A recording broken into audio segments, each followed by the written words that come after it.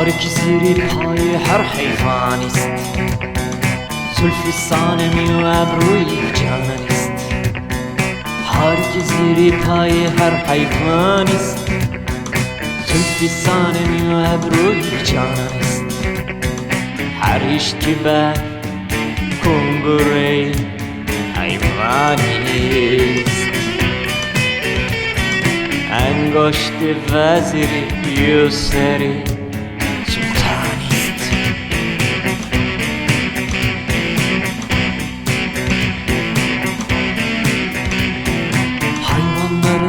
tepelediği her diken, bir güzelin zülfü yahut kaşıdı. Hayvanların tepelediği her diken, bir güzelin zülfü yahut kaşıdı. Sarayları kubbeleyen her tuğla, bir vezirin parmağı, bir sultanın başıdır.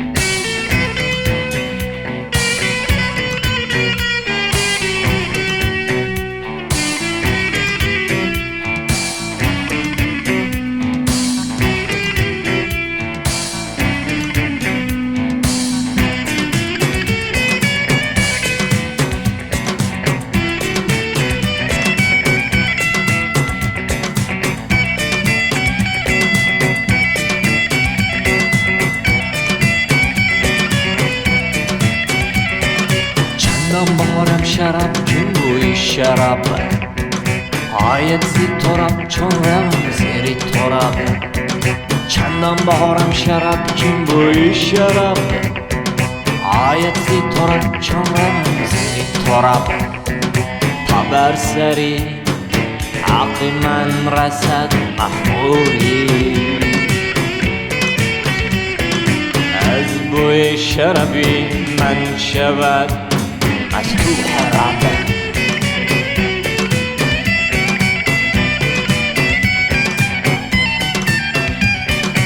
İçtikçe içim dışım şarap olsun, cesedim girince toprak hayat bulsun.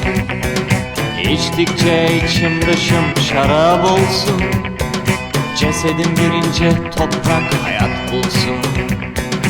Mezarımın başına dikilen her softa, güllerin kokusundan mest olsun, harap olsun. Güllerin kokusundan mest olsun, harap olsun.